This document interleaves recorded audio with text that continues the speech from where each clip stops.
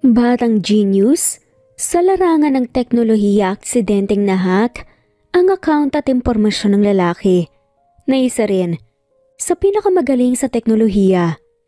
Kaya naman agad na hinanap ng lalaki ang location ng taong nang-hack sa kanya. Laking gulat ng lalaki dahil anak pala niya ang nang-hack sa kanyang computer.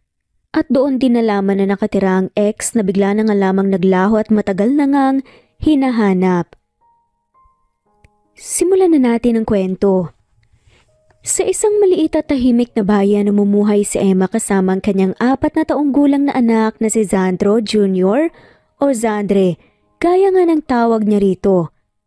Simple lang ang buhay nilang mag-ina, ngunit puno ng pagmamahal at saya. Masipag si Emma sa pagtatrabaho bilang freelance writer upang masigurado ang maayos na kinabukasan ni San. Samantalang ang bata naman ay isang batang henyo. Laging nagtatanong tungkol sa mga bagay na higit pa sa edad nito. Sa hapong yun kakatapos lamang ni Emma magluto ng adobong manok, ang paborito ni San. Nasa kusina nga siya, inaayos ang hapag. Nang mapansin niyang hindi pa lumalabas ang kanyang anak mula sa kwarto. Zan, anak! Kumain na tayo! Tawag nga ni Emma mula sa sala. Ngunit wala siyang narinig na kahit na anong sagot. Bahagyang nagalala si Emma kaya tinungo niya ang kwarto ng anak. Pagbukas ng pinto, nakita niya itong nakaupo sa maliit na lamesa, seryosong nakatutok sa screen ng kanyang laptop. Zan, anong ginagawa mo? Tanong ni Emma. Lumapit at tumingin sa monitor. Hindi niya maintindihan ang mga linya ng mga numero at letra sa screen. Mama, teka lang po, tapusin ko lang po to. Sabi nga ni Zan. Nakangiti ngunit nakakunot ang noo habang nagtatype. Hindi alam ni Emma kung matatawa ba o mag-aalala. Anak, 4 na taong gulang ka pa lang. Bakit parang may ginagawa ka ng proyekto sa trabaho? Talo mo pa yung mga henyo na IT at iba pa. Biro nga niya habang inahaplos ang buhok ng bata. Pero kahit papaano, may nararamdaman din siyang kaba. Nagkibit balikat na nga lamang ang bata. Itinuro ang screen. Mama, naglalaro lang po ako ng codes. Sabi ng teacher namin magaling daw po ako sa numbers kaya gusto ko pong subukan to. Bahagyang nanlaki naman ang mata ni Emma. Code? Saan mo natutunan yan? Sa YouTube po, Mama. Tapos nakita ko rin po yung website na pwede kong pag-aralan nito. Ang saya po nito, parang puzzle. Masiglang tumawa si Zan habang nakapikit pa at itinataas nga ang maliit na kamao na parang nagwagi sa laro. Huminga ng malalim si Emma. Hinawakan ng balikat ng anak. Ang talino mo talaga, anak. Pero kumain na muna tayo, ha? Mamaya na yan. Ayoko magkasakit ka dahil puro computer ang kaharap mo. Tumango si Zan sa sinabi ng ina at mabilis na isinara ang laptop. Opo, Mama. Adobo po ba ulit? Yay! Masiglang tumakbo palabas ng kwarto na parang walang mabigat na iniisip. Sa pagkainan, habang kumakain sila, nagkwento si Zan tungkol sa mga nangyari sa paaralan. Ipinakita pa nga nito ang kanyang quiz paper. Mama, perfect po ako sa quiz namin kanina. Sabi po ni teacher, genius daw po ako. Masiglang balita pa nga ni Zan. Gumiti si Emma. Pinagmamasdan ng anak. Iba ka talaga, anak. Minsan naiisip ko baka sa tatay mo nakuha ang katalinuhan mo. Ngiting-ani nga ni Emma. Bahagyang tumahimik si Zan bago nagtanong. Mama, nasan po ba si Papa? Mahinang tanong ni Zan. Saglit na natigilan si Emma. Tila bumigat ang paligid, ngunit sinikap niyang itago ang lungkot sa kanyang boses. Nasa malayo, anak, pero ang importante, nandito ako, mahal na mahal kita at palaging magiging proud sa'yo. Sagot ni Emma para pagani ng loob ni Zan. Ngumiti si Zan nagpatuloy sa pagkain. Ako rin po, Mama. Ako po ang protector niyo. Hyper na sambit nga ni Zan. Habang pinagmamasdan ni Emma ang masiglang mukha ng anak, hindi niya maiwasang mapaisip sa nakaraan. Paano kaya kung kasama nila ang ama ni Zan? Ngunit sa kabila ng sakit na bumabalik sa kanyang puso, alam niya ang kasalukuyang buhay nila, ang pinakamahalaga. Kinabukasan maagang nagising si Emma upang ihanda si Zan sa eskwela. Mahimbing pang natutulog ang bata kaya't bahagya niya itong ginising sa pamamagitan ng banayad na tapik sa balikat.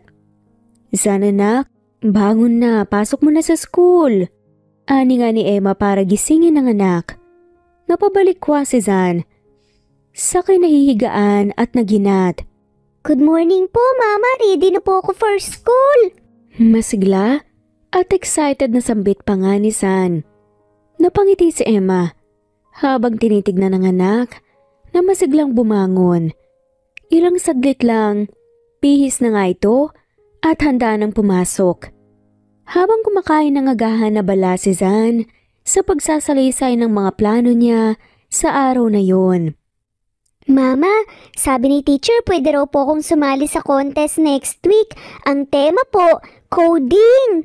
Masiglang sabi pa ni Zan habang kumakain ng pandesal na may peanut butter. Talaga ba? Ang galing mo naman talaga, anak. Pero hindi ka ba mahihirapan dyan? Gusto ko sana ma-enjoy mo muna yung pagkabata mo eh. Tanong naman ni Emma na may halong pag-aalala. Pero umiling naman ang bata. Hindi po, Mama. Fun po siya para sa akin. Parang laruan lang din po. Parang naglalaro din po ko pag ganun eh.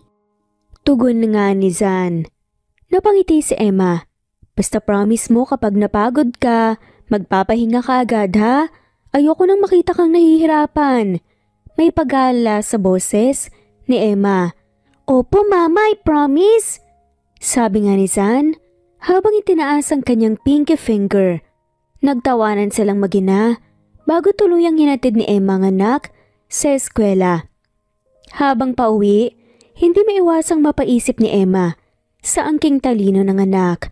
Ibang klase ang talento nito para sa isang bata at kahit simpleng coding lang ang ginagawa nito ngayon, alam niyang malayo ang mararating ni Zan. Pagdating ng hapon, dumating si Zan na masiglang masigla. Pagpasok nito sa bahay, tumakbo agad ito sa ina at iniabot ang kanyang report card. Mama, tignan niyo po, ang taas po ng grades ko. Proud na sabi pa nga ni Zan na parang hinihintay ang papuri ng ina. Wow anak, galing mo talaga. Isa ka talagang maliit na henyo. Sagot nga ni Emma habang niyayakap ang anak sa tuwa. Habang pinagmamasdan niya ang report card, napansin niya ang maikling mensahe mula sa guro ni Zan. Miss Emma, Zanre shows exceptional skills in mathematics and problem solving. His abilities are far beyond his age. Please consider nurturing his talent further. Basa nga ni Emma sa sulat ng guro.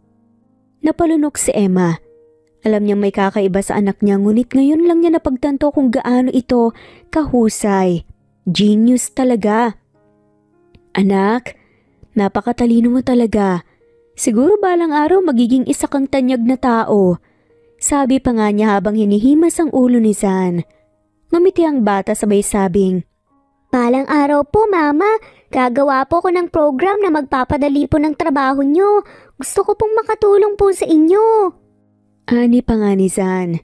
Salamat anak ka pero tandaan mo, sapat na sa akin na masaya ka.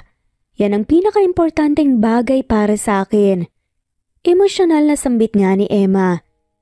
Kinagabihan, habang nag-aayos si Emma ng hapunan, napansin niyang hindi pa rin lumalabas si Zan mula sa kanyang kwarto. Zan, kakain na tayo! Tawag nga niya, ngunit walang sagot. Agad siyang pumunta sa kwarto nito at naabot ang abalang anak sa harap ng laptop nito. Mabilis ang kilos ng daliri ni Zan sa keyboard, habang ang screen ay puno ng linya ng codes. Zan anak, ano na naman ang ginagawa mo? Tanong nga ni Emma. Bahagyang natatawa ngunit nag-aalala rin. Mama, teka lang po, may tinatapos lang po ako. Sagot nga ni Zan at hindi man lamang iniangat ang tingin mula sa screen. Lumapit si Emma upang tignan ang ginagawa ng anak. Hindi niya maintindihan ang nasa screen, ngunit napansin niyang seryoso ito. Anak, hindi mo ba alam na mahalaga ang pagkain? Sige na, mamaya na yan, tapusin mo na yan mamaya. Malambing na sabi nga ni Emma. Tumango naman si Zan. Agad na in-off nga ang laptop at sumunod si ina.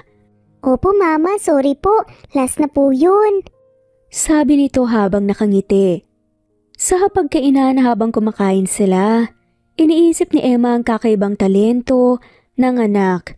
Pero sa kabilang banda, hindi maiwasang bumalik sa isip niya ang ama ni Zan na si Sandro. Ang galing ng bata ay parang salamin ang katangian nito. Kung kasama lang sana niya ang papa niya. Bulong nga ni Emma sa sarili habang pinagmamasdan ng masayang mukha ng anak.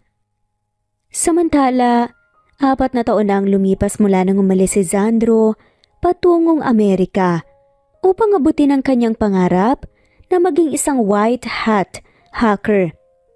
Sa kabila ng kanyang tagumpay sa propesyon, walang araw na hindi niya naiisip si Emma. Hanggang ngayon, hindi pa rin niya maintindihan kung bakit bigla na nga lamang itong nagdesisyong makipaghiwalay bago siya umalis. Paulit-ulit niyang tinatawagan at tinetext ang dating kasintahan ngunit hindi siya sinasagot. Sinubukan niyang gamitin ang kanyang mga kakayahan sa teknolohiya upang matunto nito, ngunit tila naglaho si Emma na parang bula. Kahit na anong advance na search techniques ang gamitin niya, walang kahit na anong impormasyon ang lumalabas. Sa isang ordinaryong araw sa opisina, abala si Sandro sa pagtapos nga ng isang proyekto nang biglang pumasok si Mark, ang kanyang half-Filipino, half-American na kaibigan at kasamahan sa trabaho. Hey Zan, gusto kong makausap ni boss, sabi nga ni Mark.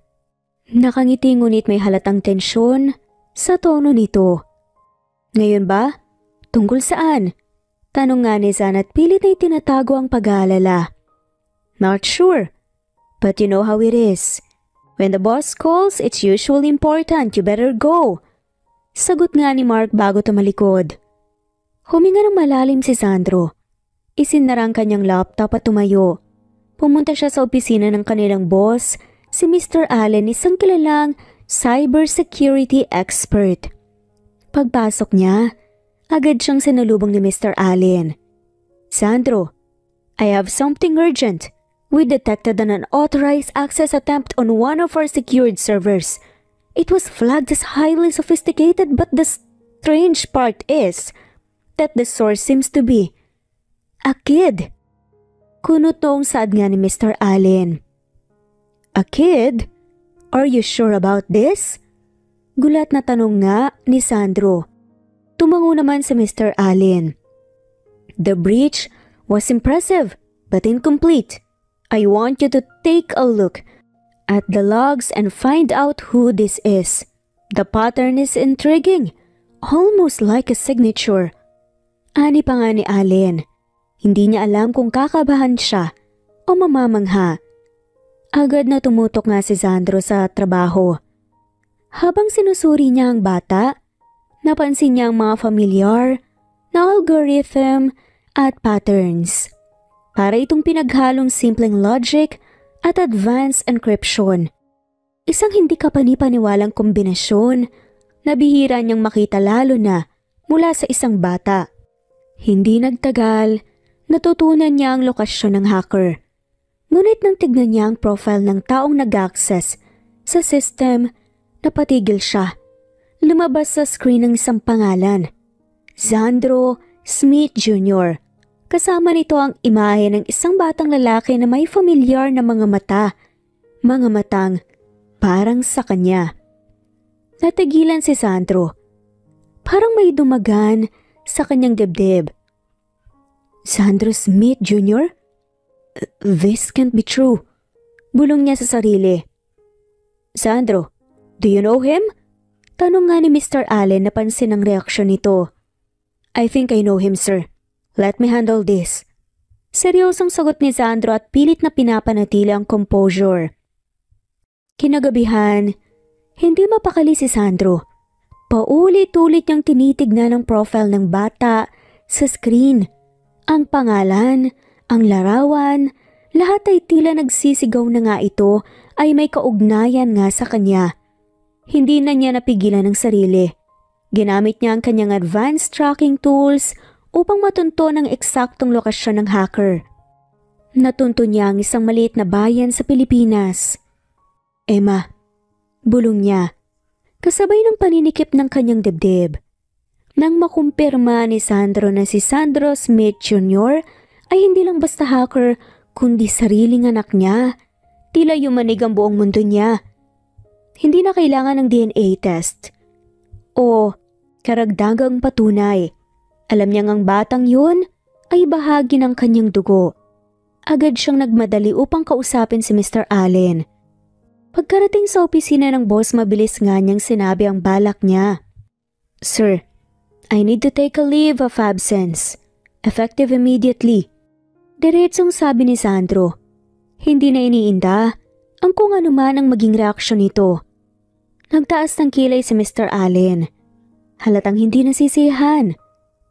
Sandro, you are one of our most valuable assets. I can't just let you take a leave without a solid reason.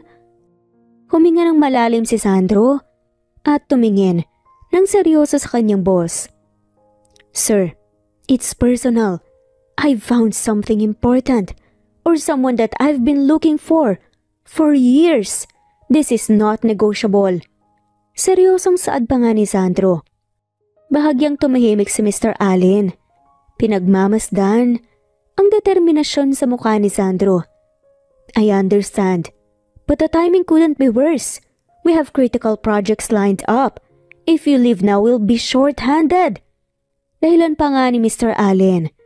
Napaisip si Sandro pero mas nanaig ang kanyang desisyon.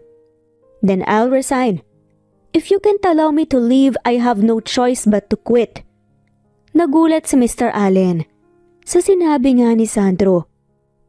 Alam nito kung gaano ka-dedicated ang lalaki sa kanyang trabaho. Quit? Are you serious? You're willing to give up everything you've worked for? Gulat na tanong pa nga ni Mr. Allen. Yes, sir. Because this is more important than any job or project. Determinadong saad nga ni Sandro. Natahimik sa Alan pero ramdam niya ang paninindigan ng empleyado. Ayaw niyang mawala ang isa sa pinakamagagaling niyang tao kaya't napabuntong hininga na nga lamang ito. Fine, sabi ni Mr. Allen at sumuko na rin. You can take a leave but make sure to come back. And Sandro, whatever this is, I hope it's worth it. Seryosong dugtong pa nga ni Mr. Allen. Ngumiti ng bahagya si Sandro. Thank you, sir. And trust me, it is. Hindi na nagaksaya pa ng oras si Sandro. Sa araw ding yun, nagbook nga siya ng flight pauwi sa Pilipinas. Habang nasa biyahe, hindi niya maiwasang magsisi. Bakit hindi ko to ginawa noon pa? Bakit hinayaan kong lumipas ang mga taon? Tanong nga ni Sandro sa sarili. Pero agad niya ring naisip na kahit ano niyang gawin niya, wala rin siyang mapupuntahan. Walang impormasyon, walang lead, tila sinadyang mawala sa mapa si Emma. Habang nakatingin siya sa ulap mula sa bintana ng eroplano, bumalik ang mga alaala ng kanilang huling araw na magkasama. Sandro, kailangan mo nang umalis. Sabi nga ni Emma, habang pilit itinatago ang kanyang mga luha. Emma, wag mo naman akong paalisin. Alam kong kaya kong manatili at abutin ang mga pangarap ko nang hindi ka iniiwan. Pakiusap ni Sandro. Hawak ang kamay ng dalaga. Umiling si Emma. Hindi mo ko naiintindihan, pero ito ang tama. Kailangan mong tuparin ang mga pangarap mo kahit masakit. Usal pa nga ni Emma. Pero paano naman ang pangarap ko na kasama ka? Tanong niya. Nanginginig ang boses. Napabuntong hininga si Emma. Pilit pinapatatag ang sarili. Balang araw babalik ka. At kapag dumating ang araw na yun, baka pwede na ulit. Ang mga salitang yun, ang paulit-ulit na umaalingaw-ngaw sa isipan ni Sandro dahil pinanghawakan niya ito ng matagal. Pilit niyang iniintindi kung bakit ganun na nga lamang ang naging desisyon ni Emma. Ngunit ngayon, alam niyang hinggit pa roon ng dahilan. Emma, maghintay ka. Hinahanap na kita ngayon. Bulong niya pa sa sarili habang pumikit upang mag-ipon ng lakas para sa muling pagkikita nila. Paglapag niya sa Pilipinas, naramdaman agad ni Sandro ang halong saya at kaba. Ilang taon na nga siyang hindi nakakabalik sa sarili niyang bayan. Habang nag-aabang ng taxi, sinimulan na nga niyang paghahanda para puntahan ang lugar na natuntun niya. Hindi niya alam kung ano ang sasalubong sa kanya. Pero isa lang ang sigurado niya. Hindi na nga siya muling mawawala pa sa buhay ni Emma at nanganak nila ang si Sander. Habang nagmamasid si Emma kay Zan, hindi maiwasang sumagi sa isip niya ang mga pinagdaanan nila ng ama nito. Ang bawat kilos ng kanyang anak ay parang paalala ng isang tao na hindi niya kayang kalimutan. Alam niyang darating ang araw na kailangan nga niya ipaliwanag sa anak ang totoo. Ngunit hindi niya alam kung kailan o paano sisimulan. Anak, tapusin mo na yan at kumain na tayo. Malumalay niyang sabi, sabay lapit nga sa anak upang tignan ang screen. Biglang isinara ni Sander ang ginagawa. Opo mama, papunta na po ako. Sagot nga ng bata sabay alis sa kanyang upuan. Tila ba natataranta? Nagkibit balikat na nga lamang si Emma at bumalik sa kusina upang ayusin ang hapunan. Pero sa likod ng kanyang isipan, ramdam niya na may lihim na itinatago nga ang anak. Kinabukasan habang papunta si Emma sa palengke upang mamili ng kailangan nila sa bahay, sinalubong siya ni Marco. Isang negosyanteng matagal nang nagpapakita ng interes sa kanya. Si Marco ay naging kaibigan ni Emma nung nagsimula siyang manirahan sa lugar na yun.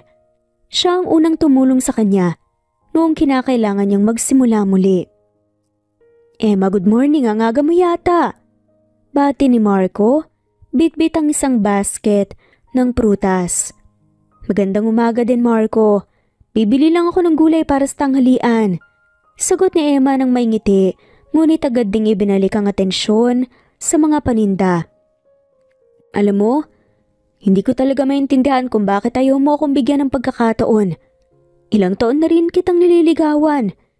Pero hanggang ngayon, hindi mo pa rin ako tinatanggap. Diretsahang sabi ni Marco, na ikinagulat na nga lamang ni Emma. Marco, ilang beses ko bang sinasabi sa'yo, mahalaga ka sa akin bilang kaibigan. Ayokong masira yun, pero hindi ko kayang magbukas ng puso ko para sa iba. Sagot ni Emma, hindi may kakailang lungkot sa kanyang tinig. Dahil ba sa kanya? Kay Sandro? Tanong ni Marco bahagyang tumigas ang boses. Natigilan si Emma. Ilang beses na nga nilang napag-usapan ito ngunit tila hindi pa rin ito nauubos sa usapan nila. Marco, hindi mo naintindihan. Hindi ito tungkol sa kung sino. Ito ay tungkol sa nararamdaman ko.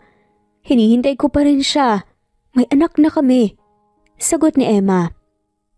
Emma, 4 na taon na. Wala siyang balak bumalik. Hanggang kailan ka maghihintay sa isang taong baka hindi na nga bumalik? Nandito ako sa harapan mo. Ako ang nandito para sa inyo. Pakiusap nga ni Marco halatang nasasaktan. Marco, pasensya ka na. Pero hindi kita kayang lokohin.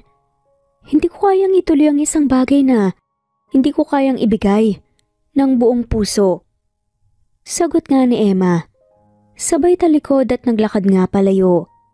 Habang naglalakad pa uwi, hindi mapigilan ni Emma ang sariling maluha. Mahal niya pa rin si Sandro. At kahit hindi siya sigurado kung babalik pa ito na natili nga siyang umaasa. Samantala pagdating ni Sandro sa Pilipinas, agad niyang hinanap ang address na natuntun niya sa sistema.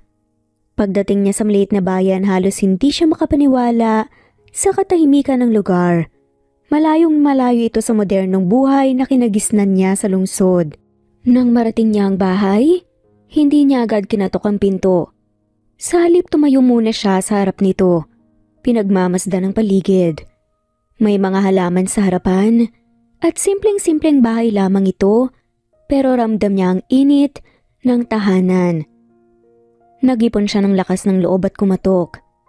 "Mama, may tao po ba sa labas?"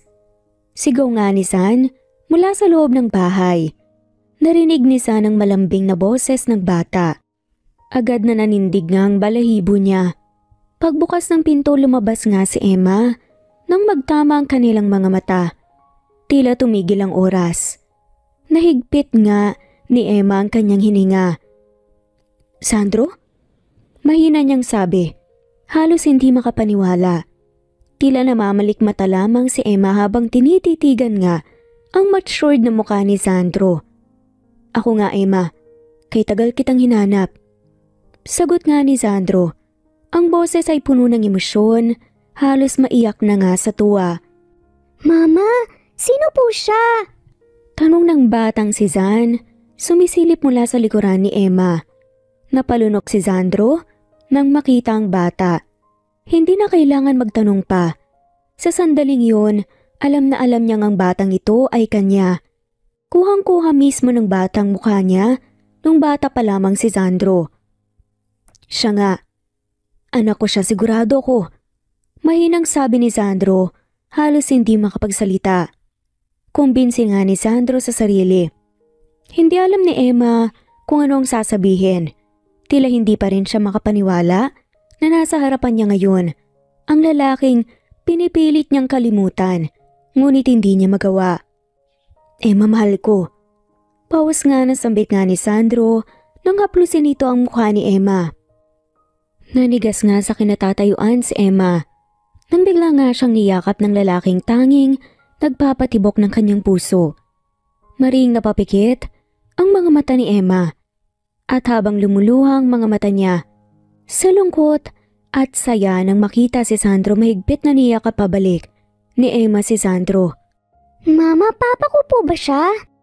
Maliit na boses nga natawag ni San at mahinang hinila nga ang bestida ni Emma. Titig na titig si San sa ama nitong si Sandro nang itanong nga ito sa ina. Humiwalay saglit si Emma sa yakap ni Sandro at muntik nang makalimutan ang kanilang anak. "Sandro, ang anak pala natin si San." Maluwalo ang saad nga ni Emma na hindi magawang tignan ng mga mata ni San. Napuno nga ng pagsisisi at pangungulila. Marahan na binuhat bigla ni Sandro ang anak nitong lalaki sa kanyang mga bisig. Hindi makapaniwala si Sandro na may anak na nga sila ni Emma at malaki na rin. Bakit ngayon ka lang, Papa? Matagal ko na po kitang hinahanap eh. Malungkot nga ang mga mata ni San at nakanguso nga ang mga labi. Pinatakan ni Sandro ng halikang noo ni San sa kaniyakap ng mahigpit. "Pasensya na anak. Hindi alam ni Papa kung saan hahanapin si Mama eh. Pasensya na hindi ko na kayo iiwan." Palambing na saad nga ni Sandro at paulit-ulit na hinahalikan ng noo ng anak na si San. Napabuntong hininga na nga lamang si Emma at ramdam ang kaba sa kanyang dibdib dahil kailangan niyang magpaliwanag kay Sandro kung bakit itinago niya ang kanilang anak. Marami pa nga silang pag-uusapan. Kaya naman handa na nga si Emma kung ano man ang maaaring sabihin ni Sandro. "Pasok ka muna." Mahinang sabi ni Emma. Inalalayan nga ni Sandro na makapasok sa loob. Habang nasa loob, hindi mapigilan ni Sandro na titigan ang bawat sulok ng bahay. May mga litrato, si Zan sa dingding at kitang-kita ang pagmamahal ni Emma sa anak. Parang nananaginip pa rin nang gising si Sandro habang tinitignan ang mukha ng kanilang anak ni Emma. Matagal na nga niyang pangarap na magkaroon sila ng anak. Ngunit hindi niya inaasahan na mapapaaga yon. Hindi man lang nagawang alagaan ni Sandro si Emma nung pinagbubuntis nito ang kanilang anak. "Bakit, Emma? Bakit mo itinago siya sa akin?" Tanong nga ni Sandro halos pabulong, ngunit puno ng sakit. Nasabi nga nito, hindi dahil sa galit siya kay Emma, dahil hindi nito sinabi tungkol sa kanilang anak, kundi dahil ramdam ni Sandro na hindi naging madali para kay Emma na iluwalang kanilang anak na wala siya sa tabi nito. Hindi agad nakasagot si Emma. Alam niyang darating ang tanong na to, ngunit hindi pa rin niya alam kung paano ito sasagutin. Sandro, ginawa kong lahat para protektahan siya. At ikaw? Mahina ngunit buong pusong sabi ni Emma.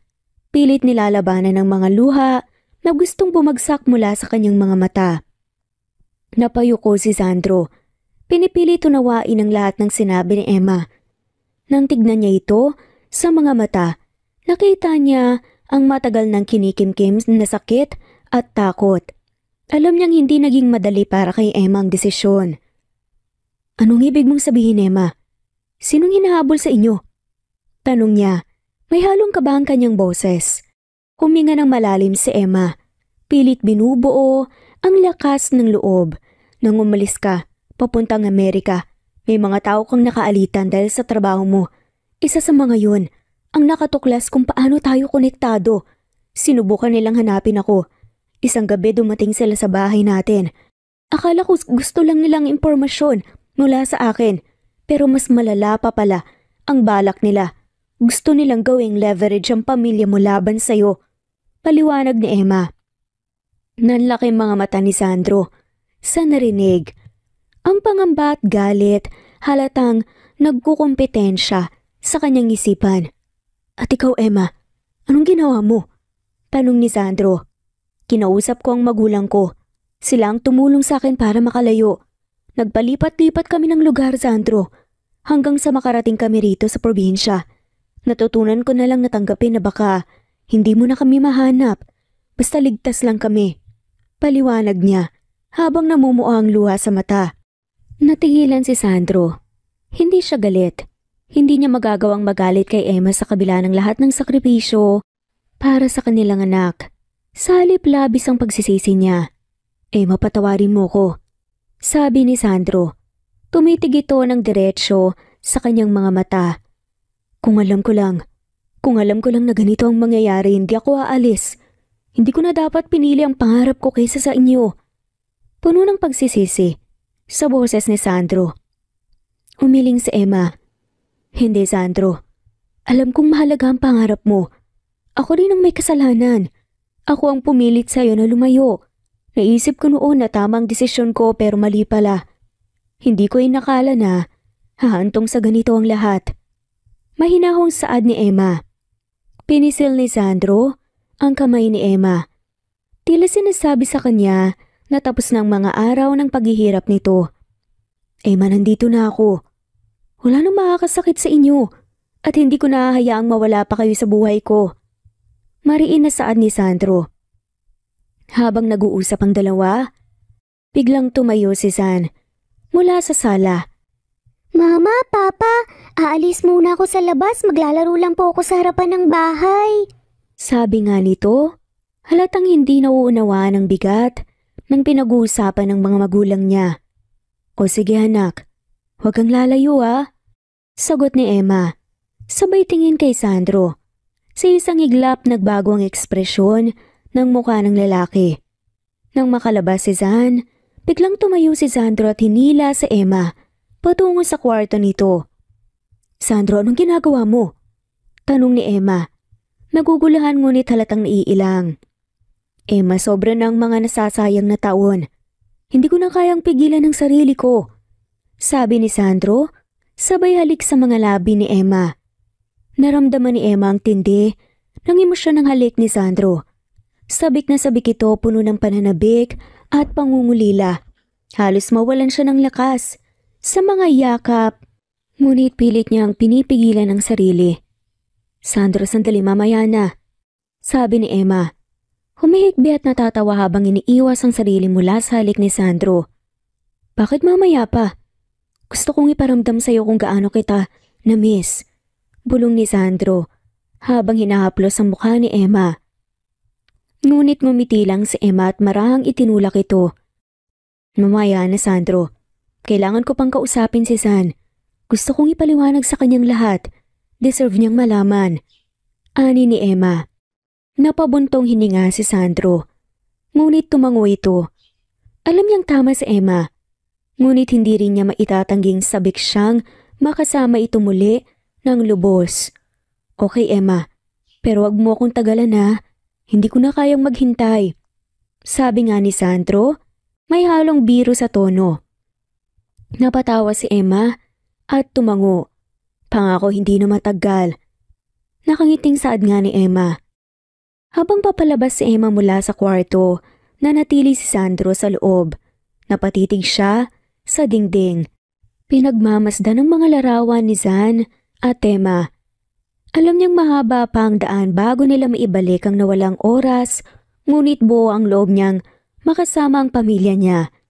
Matapos may paliwanag ni Emma ang lahat kay Zan, natahimik na pinroseso ng batang bawat salitang narinig.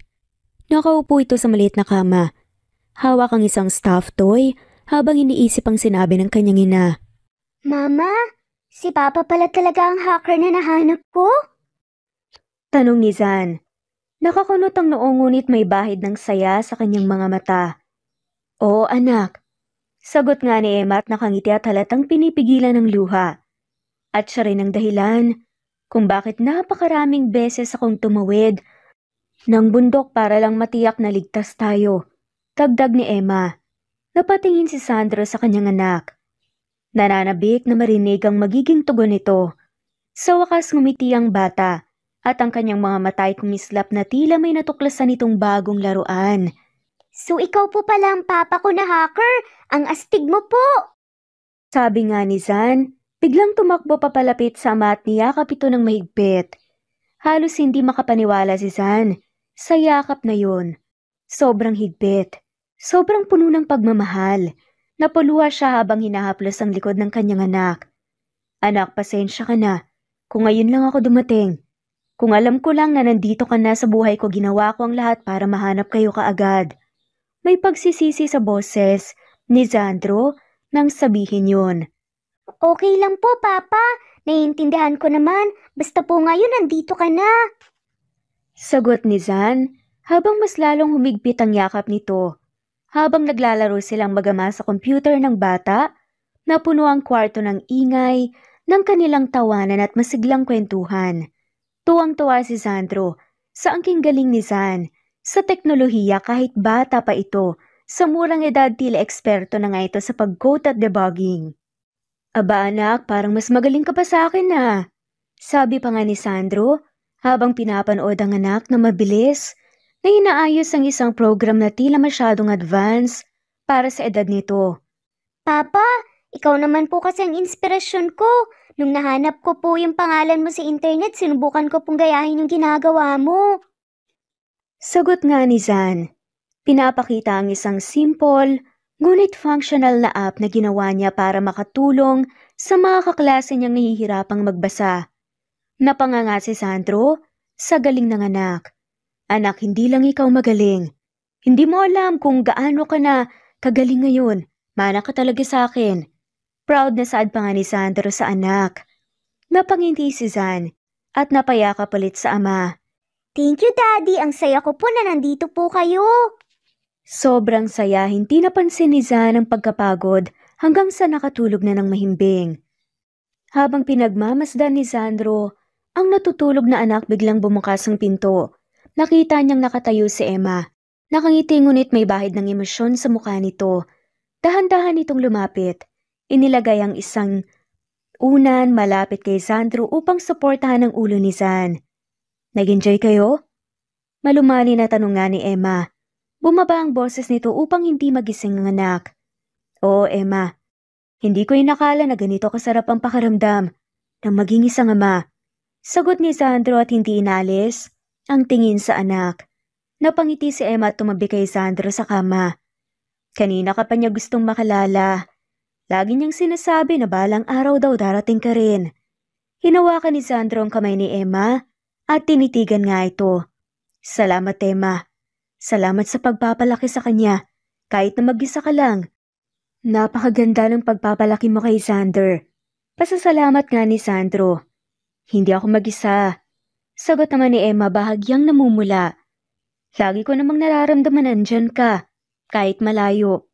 Malambing na saad ni Emma na ikinalusaw ng puso ni Sandro. Habang nagluluto si Emma, sa maliit na lang kusino unti-unti niyang nararamdaman ang paglapit ni Sandro. Tahimik itong lumapit sa likuran niya at biglang yumakap. Mahigpit at puno ng emosyon. Sandro, gulat niyang sabi ngunit hindi niya maitanggi ang mabilis na pagtibok ng kanyang puso. Hinilig nga ni Sandro ang kanyang baba sa balikat ni Emma at dahan-dahang hinalikan nga ang leeg nito.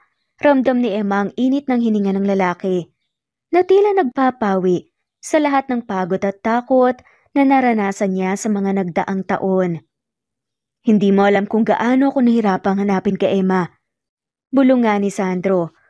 Gusto kong bumalik noon pa. Pero paano? Wala akong alam kung nasan ka. Naghahanap ako sa bawat sulok ng mundo, umaasang makikita ko ang pangalan mo o kahit na anong bakas mo. Dagdag pa nga ni Sandro. Tumigil si Emma sa paghalo ng niluluto at sandaling pumikit. Hinawakan niya ang kamay ni Sandro na nakapulupot sa kanyang bewang. Wala na yun, Sandro. Sabi niya ng mahinahon. Ang importante, nandito ka na ngayon. Bumalik ka. Nakangiting saad ni Emma. Hindi na nga napigilan ni Sandro ang kanyang damdamin. Humigpit ang yakap niya kay Emma at muli niyang hinalikan ang leeg nito. Hindi na ako aalis, Emma. Hindi na kita iiwan ulit. Bulong pa nga niya. Bahagyang tumawa si Emma upang pagtakpan ang namumuong emosyon sa kanyang dibdib. Kapag nasunog ang niluluto ko, aalis ka rin siguro sa kusina. Nagkatawanan silang dalawa at bumalik na nga sa normal ang atmosfera. Ngunit sa ilalim, nang tila simpleng usapan parehong ramdam ng dalawa, ang lalim ng kanilang emosyon para sa isa't isa. Pagkatapos ihanda ni Emma ang hapunan, sabay silang umupo ni Sandro sa mesa. Tahimik na pinagmamasdan ni Sandro ang babae habang inaabot nito ang pagkain sa kanya. Ang bawat galaw ni Emma ay parang isang alaala na na-miss nga niya sa mahabang panahon. Ang sarap nito, Emma, na-miss ko to. Sabi pa nga ni Sandro habang sinusubo ang pagkain na menudo. Marami pa akong lulutuin para sa'yo. Wala ka nang kawala dito. Sagot ni Emma at nakangiti ngunit may lungkot sa mga mata. Pangako hindi na ako aalis. Tinitigan siya ni Sandro ng buong tapat. Babawi ako sa inyong dalawa ni Sander. Ani pa nga ni Sandro. Natahimik sa Emma, ngunit hindi niya mapigilang mapangiti. Isang bahagi niya ang tila unti-unting nabubuo muli, ang bahagi ng kanyang puso na matagal nang nagkulang.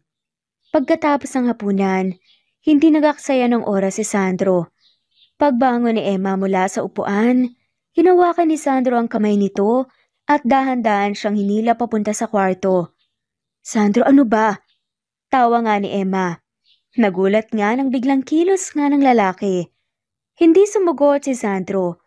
Nang makarating sila sa kwarto, maingat niyang isinara ang pinto at tinitigan si Emma ng malalim. Wala siyang sinasabi ngunit ang kanyang mga mata ay puno ng emosyon, pagmamahal, pananabik at pagsisisi. Namiss kita, Emma. Bulong nga ni Sandro bago siya dahan-dahang lumapit at hinalikan ang mga labi nito. Sa simula banayad ang halik, tila naglalatag ng paumanhin sa mga taon nilang nawala. Ngunit hindi nagtagal lumalim ito. Puno ng init at pananabik na naipon sa kanilang pagitan. Ramdam ni Emma ang bawat emosyon ni Sandro. Gumanti siya nang halik at tinatanggap ang pagmamahal at pangako na isinasalaysay ng bawat galaw ng lalaki. Dahan-dahang sinimulan nga ni Sandro na haplusin ang kanyang muka, ang kanyang mga braso, hanggang sa ang mga kamay nito ay bumaba na nga sa kanyang bewang. Hindi nagtagal pareho na nga silang naliligo sa init ng pagmamahalan. Makalipas ang ilang oras, nakahiga si Emma sa tabi ni Sandro. Parehong nakabalot sa kumot at nakayakap sa isa't isa. Tahimik lang sila habang pinagmamasdan ni Sandro ang mukha ni Emma na mukhang payapa at maaliwalas.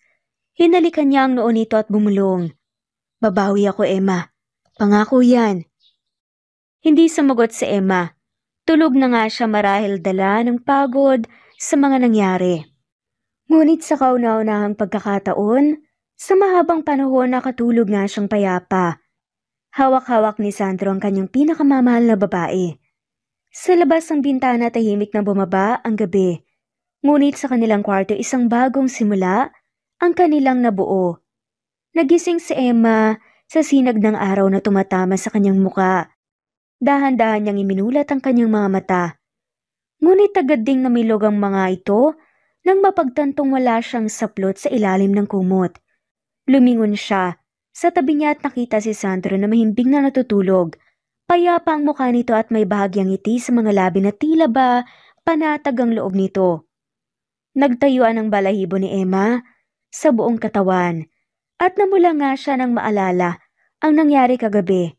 Ang mga yakap, mga halik at ang init ng pagmamahal na matagal na nga nilang ipinagkait sa isa't isa. Halos gusto niyang takpan ang kanyang mukha sa hiya. Diyos ko, Emma! Ano ba itong nangyari? Bulong niya sa sarili. Marahan siyang bumangon, nagtatangkang umalis sa kama pero para makapag-ayos, ngunit bago pa man siya makatayo ng tuluyan, naramdaman niyang hinawakan ni Sandro ang kanyang kamay. Saan ka pupunta?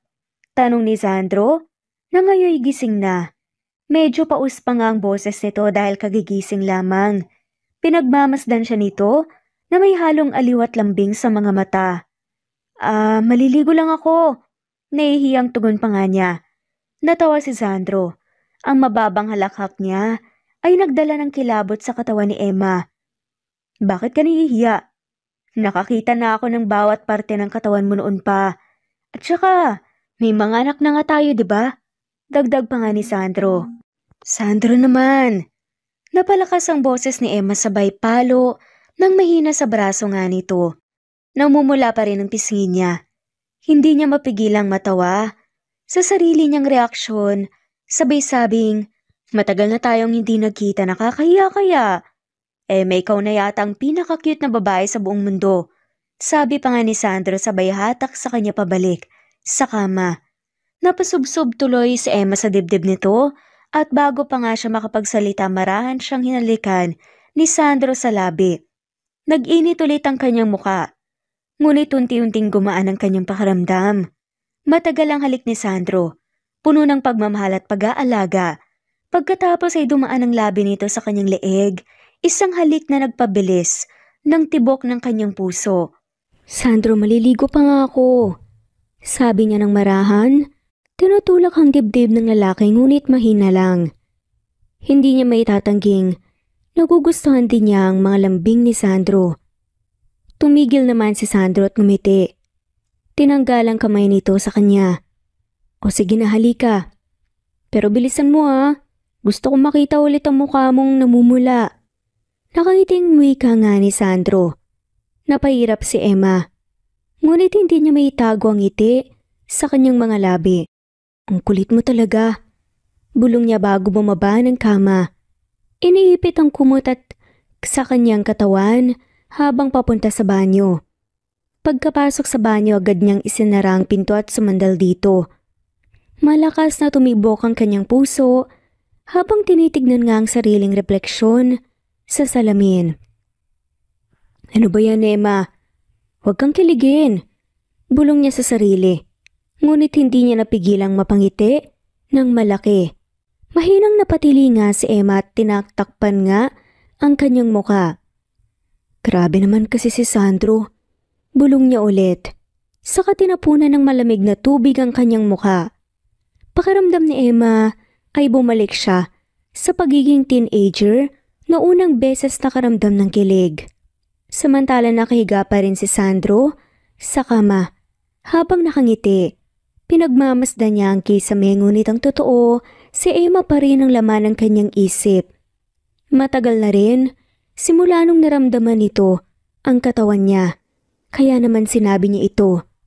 Hanggang ngayon, ikaw lang ang tanging babae na kayang baliwin ang puso at isipan ko. Sabi ni Sandro sa sarili. Habang inihintay si Emma, naisip ni Sandro na masaya ang unang umaga nila. Hindi niya may paliwanag ang tuwa at kapayapaan na nararamdaman niya ngayon. Isang bagay na matagal nang wala sa kanya.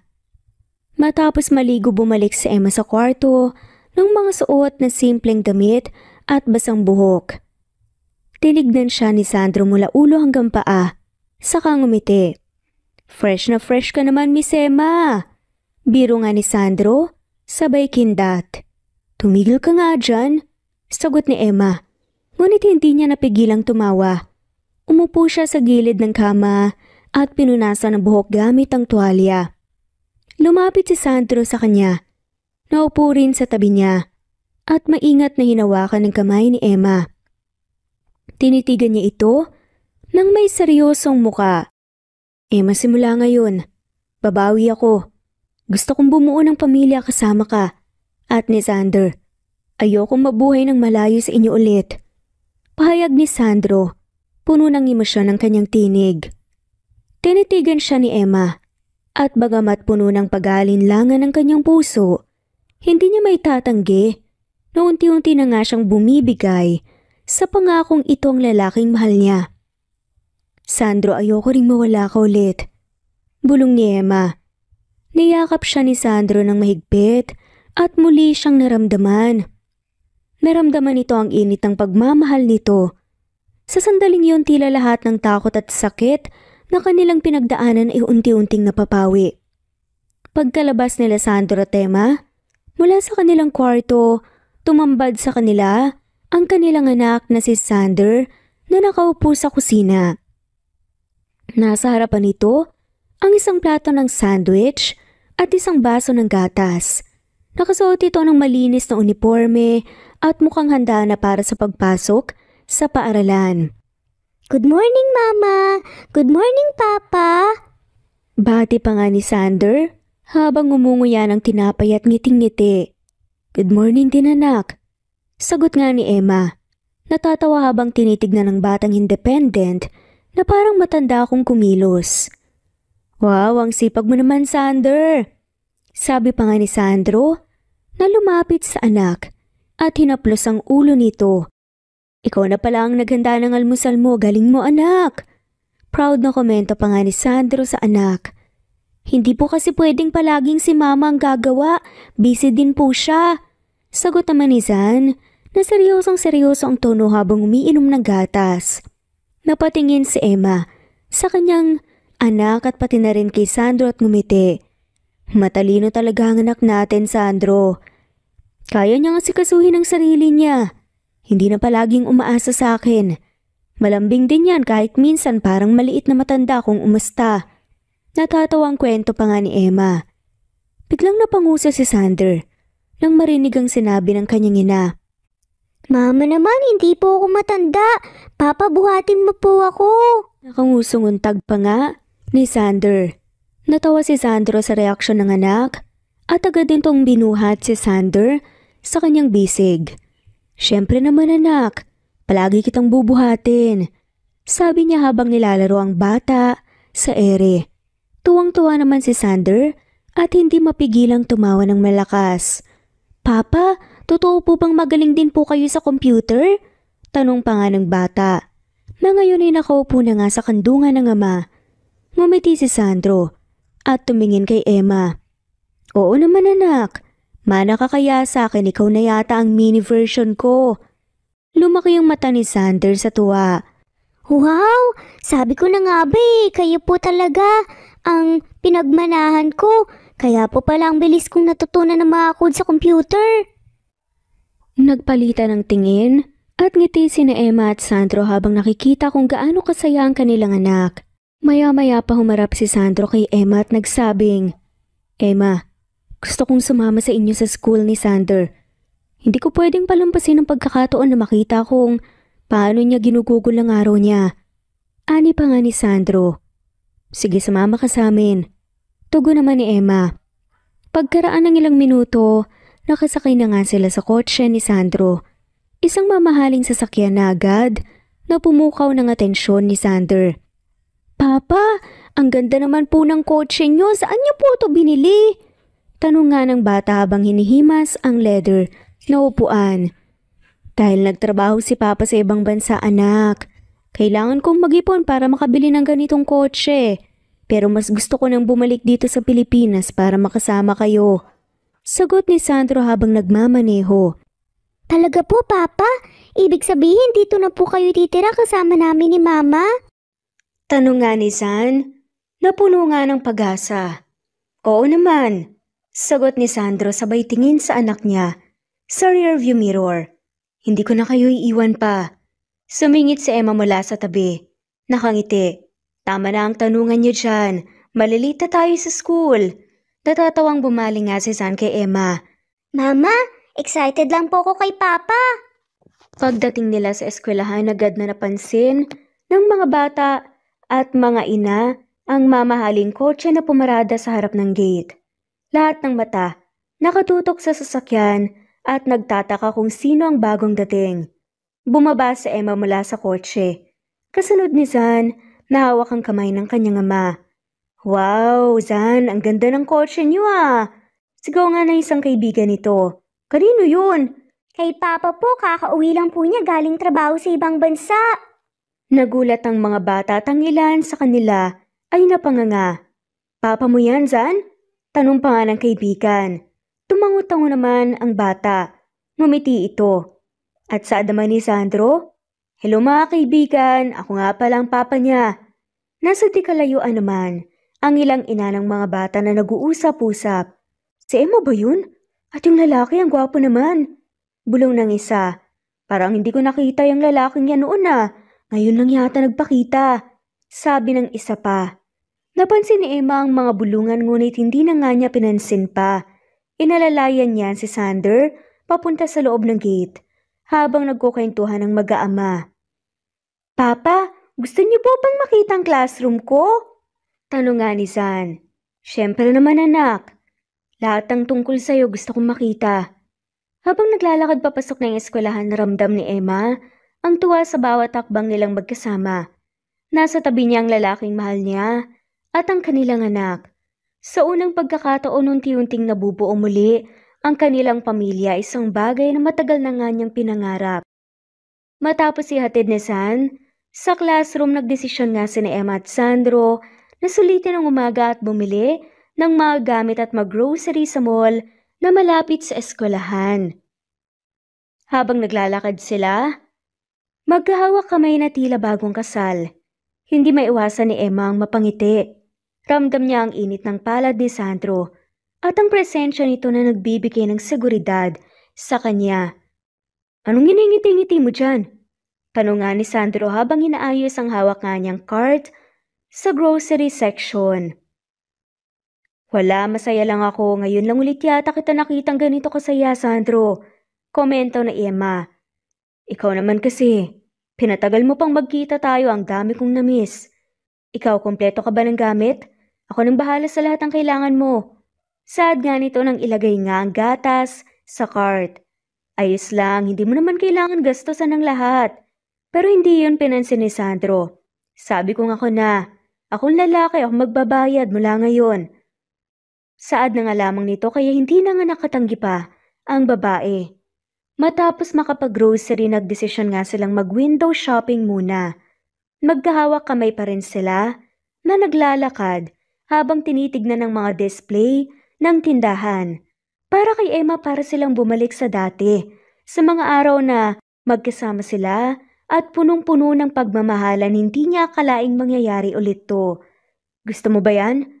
Tanong nga ni Sandro nang mapansing tinititigan ni Emma ang isang pares ng sapatos. Ha? Tinitignan ko lang. Masyadong mahal eh. Wala yun sa presyo. Kung gusto mo, bibilhin ko. Malambing na saad ni Sandro. Huwag na nga. Sapat na yung kasama ka namin ni Sander. Nakangiting ani naman ni Emma. Masyado mo naman akong pinapasaya ngayong araw, mahal. Nakangiting sambet ni Sandro at hinawakan nang mahigpit ang kamay ni Emma. Habang naglalakad sila, biglang napansin ni Emma si Marco sa hindi kalayuan. Nakasama nito ang isang babae at malinaw na nang magkahawak kamay sila. Natigilan si Emma. Hindi mapigilan ni Emma na mapaismid sa kanyang nakita. Alam niyang babaerong lalaki ngunit hindi lamang inaasahan ni Emma na makikita niya si Marco. Hindi makapaniwala si Emma na kanyang kayang magsinungaling at gusto nga siya nito. Sinabi ni Marco na gusto siya pero ito at kasama ang ibang babae. Emma, bakit parang natulala ka? Tanong nga ni Sandro nang mapansin ang pagbabago sa muka. Wala, nakita ko lang yung kakilala ko. Mahinahon na saad lamang ni Emma.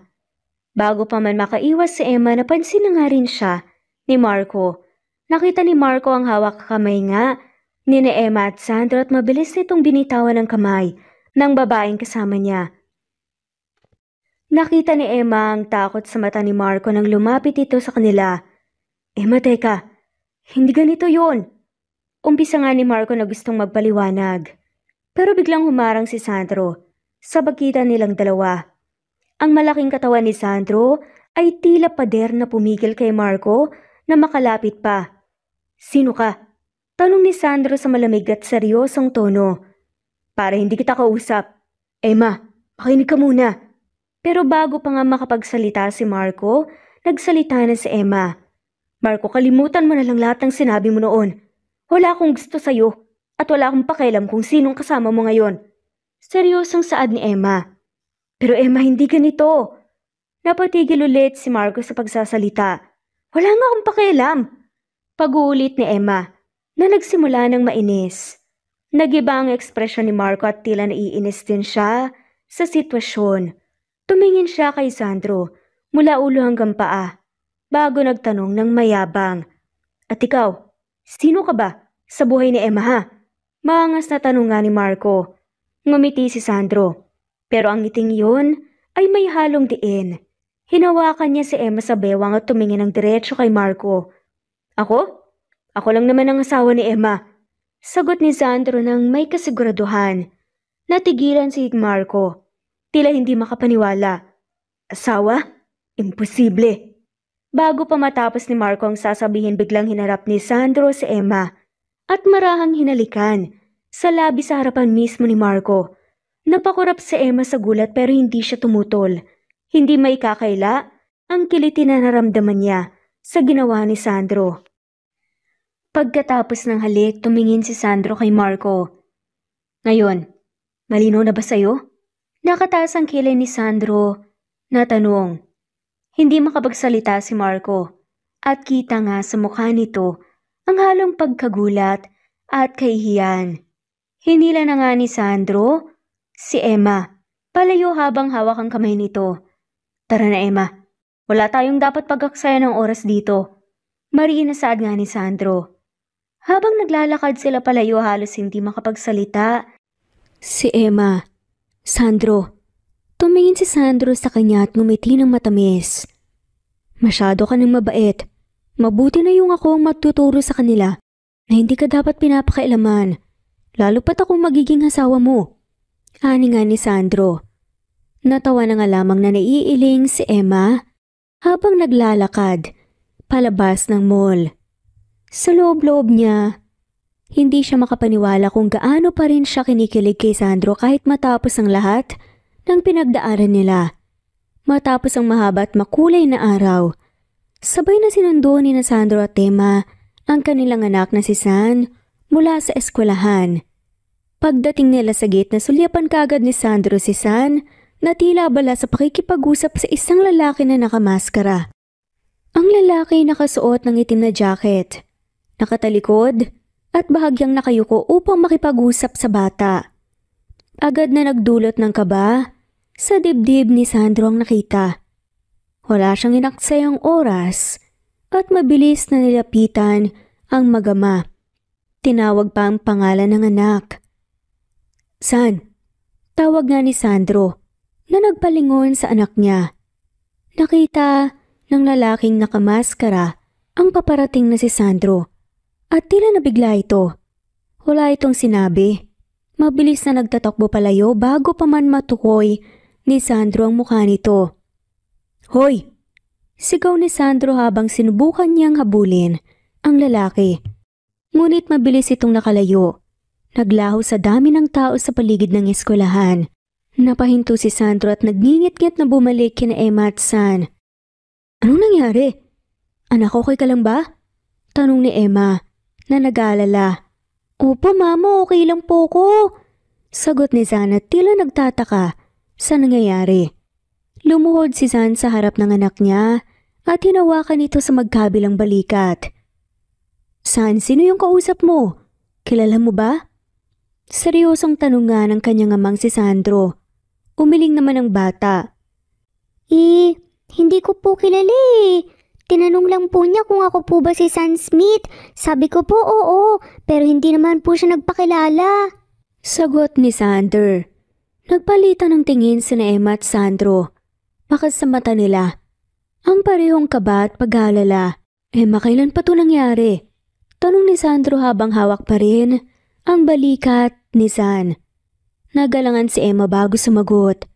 Sandro, nung mga nakaraang araw, may mga pagkakataong napapansin ko na parang may sumusunod sa amin ni San.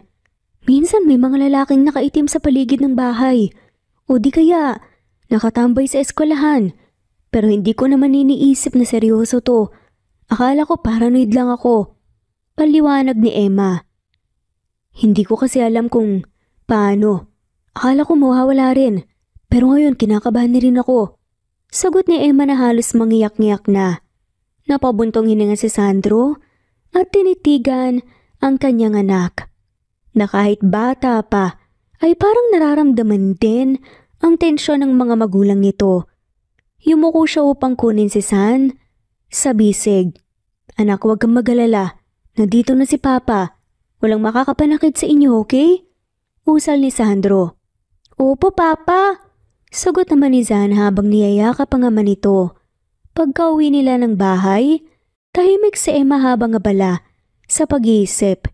Hindi maalis sa isip ni Sandro ang lalaking nakamaskara. Sino ito? At bakit nagtatangkang lapitan ang anak nila? Matapos ipaghanda ni Emma ng merienda ang bata, lumapit siya kay Sandro na nakatayo sa sala at halatang nag-iisip ng malalim. Pinagmasdan niya si Emma at mahigpit niyang niyakap ito. Emma, huwag kang mag-alala. Gagawan ko ng paraan to. Hindi ko papayag na may mangyaring masama sa inyo. Wika nga ni Sandro. Ramdam ni Emma ang sinseridad ni Sandro kaya tumango na nga lamang siya at yumakap pabalik. Mag-iingat ka, Sandro. Ayoko mapahamak ka dahil dito. May pag-aalala sa boses na saad ni Emma. Kinagabihan matapos matulog si Sander, hindi maalis ni Sandro ang pagkabalisa.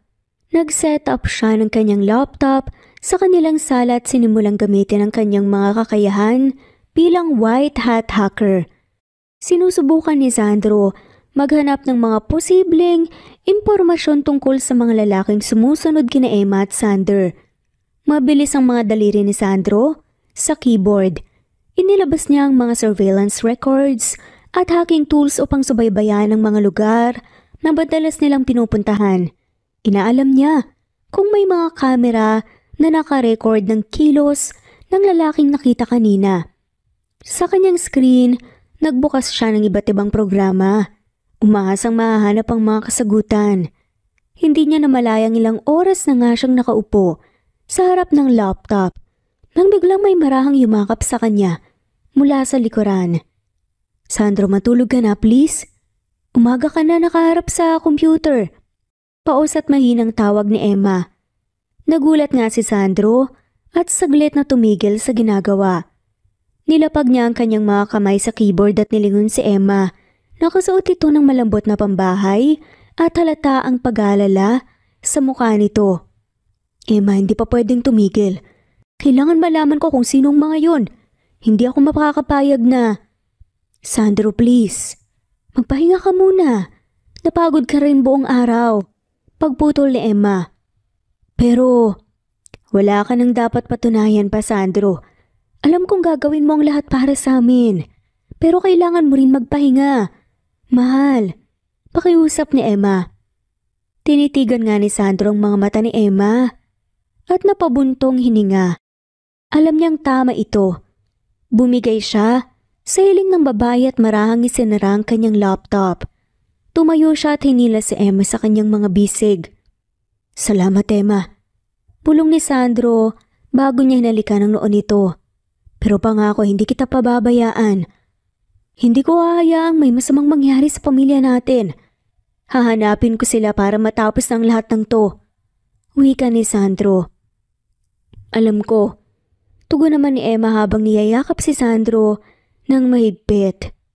Kaya ngayon magpahinga ka na muna. Tahimik silang pumasok sa kwarto. At kahit na nanatili ngang bigat sa dibdib ni Sandro, mas pinili niyang sundin si Emma. Sa gabing yun, habang yakap-yakap niya si Emma hindi niya maalis, sa isipan ng pangako niyang protektahan ang pamilya niya sa kahit anumang paraan. Madaling araw nang magising si Sandro dahil sa kakaibang pakiramdam. Parang may presensya sa paligid ng bahay na nagdulot ng kaba sa kanyang dibdib. Agad siyang bumangon at dahan-dahang lumabas ng kwarto. Iniiwasang magising si Emma at ang anak nilang si Sander. Nang makarating siya sa sala, napansin niyang bahagyang nakaawang ang pinto ng bahay. Mabilis ang tibok ng puso niya. May dumaan na anino sa labas at doon nga niya napagtantong hindi siya nagkakamali. May mga tao sa paligid ng kanilang bahay. Lumabas si Sandro upang siyasatin ang paligid. Ngunit bago pa man siya makalayo, sa pintuan biglang lumitaw ang tatlong lalaking nakasuot ng itim at may maskara. Isa sa kanila ang biglang sumugod upang sunggaban si Sandro. Ngunit mabilis niyang naiwasan ang kamay nito at pinatumba ito gamit ang isang malakas na sipa. Hindi niyo ako makukuha ng basta-basta, sabi ni Sandro at puno ng determinasyon. Dalawa pang lalaking sumugod sa kanya nang sabay. Ngunit sa kabila ng kanilang bilang, napatumba rin sila ni Sandro gamit ang kanyang lakas at bilis. Sanay siya sa laban. Hindi ito ang unang beses na nakasugo pa nga niya ang mga ganitong uri ng tao. Habang patuloy ang laban, napagtanto ni Sandro kung sinong mga kalaban niya. Mga black hat hacker na may galit sa kanya mula sa dati nga niyang trabaho. Dati na nilang sinubukang suhulan si Sandro para gamitin ang kanyang kakayahan sa ilegal na gawain. Ngunit syempre, tumanggi siya. Ngayon bumalik siya, tila desidido nang sapilitang kunin siya. Hulang kwentang pagtanggi mo, Sandro, sabi ng isa sa mga lalaki habang tumayo. Ikaw ang kailangan namin at gagawin namin ang lahat para makuha ka. Dagdag ng lalaki. Walang mangyayari sa plano niyo. Maring sagot ni Sandro bago ulit pinatumba ang lalaki ng isang suntok. Biglang nagising si Emma sa loob ng bahay dahil sa naririnig na ingay. Agad niyang binuksan ang pinto at lumabas. Ngunit bago pa siya makalapit kay Sandro, isa sa mga kalalakihan ang biglang sumunggab sa kanya at niyakap siya ng mahigpit. Emma! Sigaw ni Sandro at napuno ng galit at takot. Nagpupumiglas si Emma. Ngunit malakas ang hawak ng lalaki. Bitawan mo ko! Sigaw niya. Nadagdagan ang galit ni Sandro nang makitang panganib na kinakaharap ni Emma. Mas matindi ang kanyang paglaban. Sinubukan niyang abutin si Emma ngunit naharang siya ng iba pang kalalakihan. Sandro, sumuko ka na lang at sumama ka sa amin o mapapahamak ang babaeng to. Pananakot pa ng isa sa mga lalaki. Sa gitna ng kaguluhan, isang itim na van ang biglang huminto sa harap ng bahay. Pilit nilang isinasakay si Emma sa loob habang si Sandro ay patuloy na lumalaban. Ngunit bago pa man magtagumpay, ang kalalakihan biglang dumating ang mga pulis. May sumisigaw mula sa megaphone. Tigil, itaas ang mga kamay! Kayo ay napapaligiran! Nagulat ang mga kalalakihan at sinubukang tumakas. Ngunit mabilis silang napalibutan ng mga pulis at inaresto. Pinakawalan nila si Emma na agad tumakbo papunta kay Sandro. Bitiwan ng mga armas! Kayo ay naaresto para sa iba't ibang kaso ng illegal na gawain. Kabilang na ang hacking, blackmail at attempted kidnapping. Sigaw ng isa sa mga opisyal. Nakahinga naman ng maluwag si Sandro nang makitang ligtas na si Emma. Agad niya itong niyakap ng mahigpit. Emma, okay ka lang ba? Tanong nga niya nanginginig pa rin sa takot at galit. Okay lang ako, ikaw nasaktan ka ba? Nag-aalalang tanong pabalik ni Emma. Hindi. Sagot naman ni Sandro at niyakap ng mahigpit ang babae. Biglang lumabas naman ang batang si Sander mula sa bahay. Takot? Ang bata. Makikita talaga sa kanyang muka. Anak, bakit ka lumabas? Siyang tumawag sa amin. Nakatanggap kami ng tawag mula sa batang to. Sinabi niya na may kahina-hinalang tao sa bahay niyo. Sabat ng pulis. Nagulat sila Sandro at Emma. Tumitig sila kay Sander na lumuluha ngunit ngumingiti habang nagsasalita. Ayoko pong may mangyaring masama sa inyo, Mama at Papa. Kaya tumawag po ako ng tulong. Hindi na napigilan ni Emma ang kanyang luha. Niyakap niya ng mahigpit si San. Ang tapang mo anak. Salamat, napakatalino mo talaga. Puri nga ni Emma. Nanginginig si Sandro habang niyayakap ang mag-iina. Pasensya na Emma. Pasensya na Sander. Muntik na kayong mapahamak dahil sa akin, hindi na mo ulit to. Puno ng takot ang boses ni Sandro na saad. Pinakalma ni Emma si Sandro habang inihimas ang kanyang likod. Wala kang kasalanan, Sandro. Ginawa mo ang lahat para protektahan kami. Wala nang masamang nangyari kaya huwag ka nang mag-alala pa. Pagpapagaan ni Emma. Ngunit hindi napigilan ni Sandro ang mapaluha. Ang hirap at takot na naramdaman niya kanina ay parang bumagsak sa kanya nang sabay-sabay. Emma, Sander, pangako hindi ko nahahayaang mangyari ulit to. Hinding-hindi ko kayo pababayaan. Sa gabing yun, nagyakap ang tatlo. Ramdam ang init ng pagmamahalan ng pamilya. Alam nilang mahirap ang hinaharap ngunit buo ang kanilang tiwala sa isa't isa. Sa wakas, nakahinga ng maluwag si Sandro. Alam niyang ligtas na nga sila ngayon. Sa gitna ng kasiyahan, nagdesisyon sina Sandro at Emma na gawing opisyal ang kanilang pagmamahalan. Naging masaya at makulay ang mga araw na sumunod sa insidente. Dumating ang araw ng kanilang kasal. Isang simpleng seremonya ang ginanap sa isang magarang chapel na puno ng puting bulaklak, sumisimbolo sa bagong simula at kapayapaan.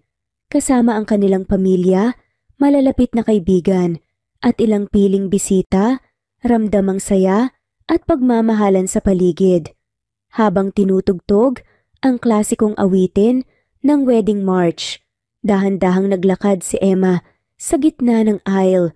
Suot ang isang eleganteng puting gown na akma sa kanyang simpleng ganda. Si Sandro naman ay nakatayo sa altar, baka sa mukha ang kasabikan, habang hinihintay ang pinakamamahal niyang babae. Hindi maalis ang ngiti sa kanyang labi habang pinagmamasdan si Emma na tila isang anghel na lumalapit sa kanya. Nang makarating si Emma sa altar, maingat na kinuha ni Sandro ang kanyang kamay at marahang hinalikan ito. Nagpalitan sila ng mga sulyap na puno ng pagmamahal at pasasalamat. Nang dumating na ang bahagi ng kanilang vows, unang nagsalita si Emma. Sandro, ang lalaking unang nagpatibok ng puso ko. Hindi ko makakalimutan ang unang beses na nagkakilala tayo ng kolehiyo. Napakaayos mo sa lahat ng bagay. Seryoso at responsable. Sa bawat araw na magkasama tayo, mas nakilala kita at mas minahal kita. Nakangiting sambit ni Emma. Nung sinabi mo sa akin na alis ka para matupad ang mga pangarap mo, sobrang nalungkot ako. Pero sa kabila ng sakit, pinili kong suportahan ka. Dahil alam kong karapat dapat kang maranasan ng mundo. Hindi ko hiniling na manatili ka sa tabi ko. Hiniling ko na maging masaya ka at maabot mo ang iyong mga mithiin. Hindi na namalaya ni Emma na tumutulo na pala ang kanyang luha. Ngayon nandito tayo. Ikaw, ako at si Zan. Hindi ko inakalang mararating natin ang puntong to. Ngunit nagpapasalamat ako sa Diyos dahil muling pinagtagpo ang landas natin. Mahal na mahal kita, Sandro. At ngayon pinapangako ko na magiging kasama mo ko sa hirap at ginawa. Hanggang sa dulo ng ating buhay. Puno ng saya, nasambit ni Emma na tila hindi na makapaghintay pa na mangyari ang kanyang inaasam. Naiiyak na si Sandro habang nakikinig sa bawat salita ni Emma. Tumagal ng ilang segundo bago siya nakapagsalita dahil pinipigilan niyang maluha ng husto. Emma, simulang sabi nga ni Sandro, ikaw ang babaeng nagbigay ng kulay sa buhay ko. Ikaw ang inspirasyon ko sa bawat hakbang na ginawa ko sa buhay. Sa panahong nawala ako, alam kong maraming pagkakataon na nasaktan kita, lalo na nung pinagbubuntis mo si San. Napakabigat sa puso ko na hindi ko kayo nasamahan sa panahong yun, kaya patawad Emma sa lahat ng pagkukulang ko. Pero ngayon pinapangako ko sa harap ng Diyos at ng mga mahal natin sa buhay na ibubuhos ko ang lahat ng atensyon ko sa inyong mag-ina ko at gagawin ko ang lahat ng hakbang para protektahan kayo araw-araw at mahalin. Madamdaming saad pa ni Sandro. Ikaw ang buhay ko. Ikaw ang dahilan kung bakit gusto kong maging mas mabuting tao. Mahal na mahal kita. Buong pagmamahal na sambit nga ni Sandro at napaluhan na nga lamang si Emma. Hindi niya may paliwanag ang saya sa kanyang puso, ngunit ramdam niya ang sinseridad at lalim ng pagmamahal ng lalaking nasa harapan niya. Nang sumapit ang huling bahagi ng seremonya, sinabi ng pare, sa wakas, sa bisa ng mga pangakong binitawan ninyo, kayo na ngayon ay mag-asawa. Maaari mo nang halikan ang iyong asawa. Walang pag-aatubiling, hinawakan ni Sandrong mukha ni Emma at hinalikan ito ng buong pagmamahal. Tumagal ang halik na tila nagpapahiwatig ng bagong simula ng kanilang pagsasama. Nagpalakpakan at nagsigawan ng masayang mga tao habang binasbasan ng pare ang kanilang unyon. Nagdaos sila ng simpleng salo-salo kasama ang pamilya at mga kaibigan. Lumapit nga ang kanilang anak sa kanila para batiin sila. At sobrang saya nga nito, pati rin ang magulang nila Emma. Labis ang pasasalamat. Sandro, sabi ng ama ni Emma, maraming salamat sa lahat ng ginawa mo para sa aming anak. Hindi namin alam kung paano ka namin pasasalamatan sa pagmamahal at proteksyon na ibinigay mo sa kanila. Dagdag pa nito, huwag po kayong mag-alala. Gagawin ko ang lahat para mapanatiling masaya at ligtas ang pamilya natin. Pangako po yan. Nakangiting dagdag ni Sandro. Samantala, si Zan naman ay masayang nagtatakbo sa paligid. Nagkukuwento sa mga pinsan niya tungkol sa bagong bahay nila. Sa mga mata ng batang iyon, masaya siyang makita na buo na ang kanyang pamilya. Habang nagtatapos ang araw, magkahawak kamay sina Sandro at Emma. Masayang pinagmamasdan ang kanilang anak na si Zan. Sa bawat tingin nila sa isa't isa, naroon ang pangako ng mas magandang bukas. Isang masayang buhay na kanilang bubuin bilang isang buong pamilya. Isang taon na ang lumipas mula nang maikasal sina Sandro at Emma. Ang kanilang tahanan ay puno ng saya, pagmamahalan at tawanan. Ngunit isang araw, habang nag-aalmusal, biglang nagsalita si Zan na ikinagulat nilang mag-asawa. Mama, Papa, gusto ko po ng kapatid, sabi ni Zan. Natigilan si Emma sa pagsubo ng tinapay samantalang si Sandro naman napatingin kay Emma ng mga ngiti sa labi. Kapatid, mukhang kailangan nating pagbigyan ng hiling ng anak natin Biro pa nga ng pilyong si Sandro. Habang nakatingin kay Emma, Papa, gawin niyo na po ba mamaya? Tanong pa nga ni San sa inosenteng boses at pumalakpak pa talaga. Huwag kang mag-alala anak, mamayang gabi.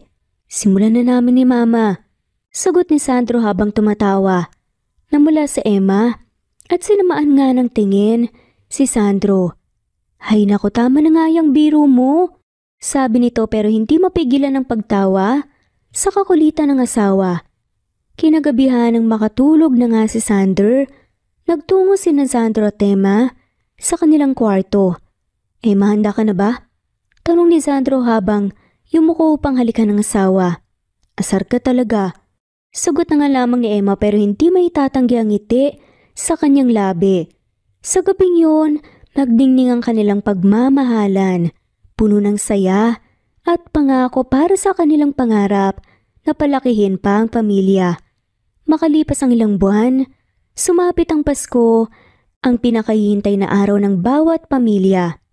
Habang abala si Sandro sa pag-aayos ng Christmas lights, sa kanilang sala si Sander naman, masayang nilalaro ang bagong regalo sa kanya ng ama, isang remote-controlled na kotse. Mama, nasan pong regalo niyo kay Papa? Ako po ay binigay na kay Papa eh. Masiglang sambit pa nga ni Sander habang tumatakbo papunta kay Emma. May espesyal akong regalo kay Papa at sa iyo anak, hintayin mo. Sabi naman ni Emma. Nang matapos ang hapunan, tinawag ni Emma si Sandro at San sa sala. May hawak siyang maliit na kahon na may ribbon. Ito ang regalo ko sa inyong dalawa. Sabi ni Emma na hindi may pintang saya sa muka. Nagmamadaling binuksan ni Sandro ang kahon. Tumambad sa kanyang isang sonogram na nagpapakita ng kanilang pangalawang anak. Emma, buntis ka? Tanong ni Sandro. Halos hindi makapaniwala. Oo mahal. Magiging papa ka ulit. San, magkakaroon ka na ng kapatid gaya ng gusto mo. Sagot ng babae habang hawak ang tiyan. Tumalo naman si San sa saya. Yes! Magiging kuya na ako! Sobrang saya nga nila at sumisigaw. Niyakap ng batang ina. Si Sandro na paupo tahimik at bakas sa mukha ang emosyon. Tumayo si Emma at lumapit sa asawa. Mahal, okay ka lang ba? Tanong nga niya. Agad namang niyakap ni Sandro si Emma. Emma, maraming salamat. Salamat sa pagbibigay mo sa akin ng pamilya. Mahal na mahal ko kayo. Sabi niya habang umiiyak. Hinaplos ni Emma ang kanyang likod. Ikaw ang dahilan kung bakit buo ang pamilyang to. Salamat din sa iyo, Sandro, sa pagbabalik sa lahat ng pagmamahal mo sa amin. Ang Paskong yun ay puno ng saya. Habang kumakain ng hamon at spaghetti, nagpasalamat si Sandro sa bawat biyayang natanggap nila. Anak, gusto kong magpasalamat sa iyo. Sabi ni Sandro kay Sander. Sa akin po, Papa? Tanong nito. Oo, kung hindi dahil sa iyo, baka hindi ko na nakita ulit ang mama mo. Ikaw ang dahilan kung bakit kami nagkabalikan. Sagot ni Sandro habang hinahalikan ng noon ng anak. Niyakap ni Sander ang kanyang mga magulang. Ako po talaga ang hero natin. Sagot nito habang tumatawa. Samantala mabilis na lumipas ang panahon. Sa labas ng emergency room hindi mapakali si Sandro. Nagpapalakad-lakad siya pabalik-balik, paulit-ulit ang sumisilip sa pinto. Hawak niya ang kanyang cellphone ngunit hindi niya alam kung sino ang tatawagan o ano ang gagawin. Ano na kaya ang lagay ni Emma? Bulong niya sa sarili halatang balisa. Sandro, kalma ka lang. Magiging maayos din ang lahat, malakas ang asawa mo. Sabi ng ina ni Emma. Oo nga, Daddy! Dagdag naman ni Sander na nakaupo sa tabi ng lolo't lola niya. Sabi ni Mami, superwoman po siya, di ba po? Ngumiti si Sandro kahit papaano sa sinabi ng anak.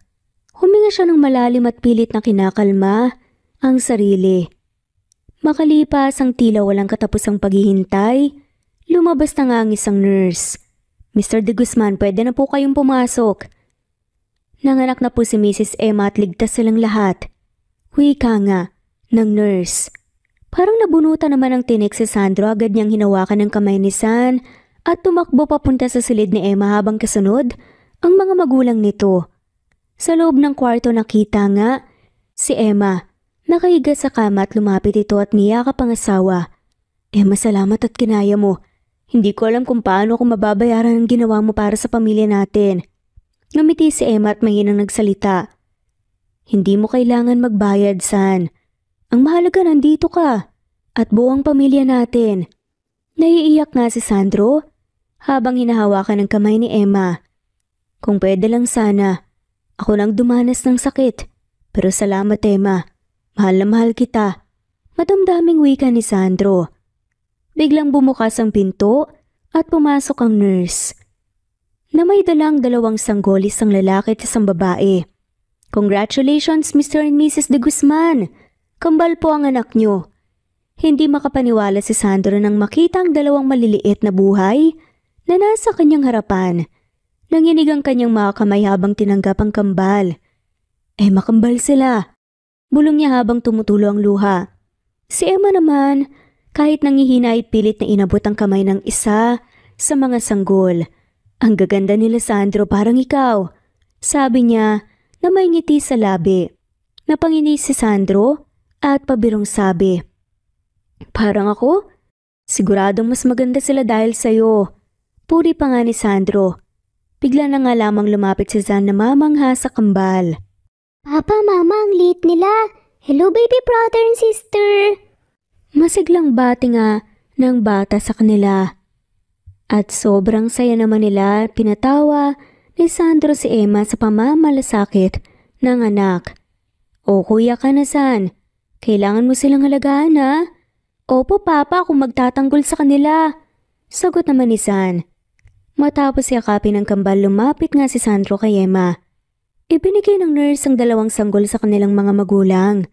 Habang hawak nila ang mga bata, hinalikan ni Sandro ang noo ni Emma.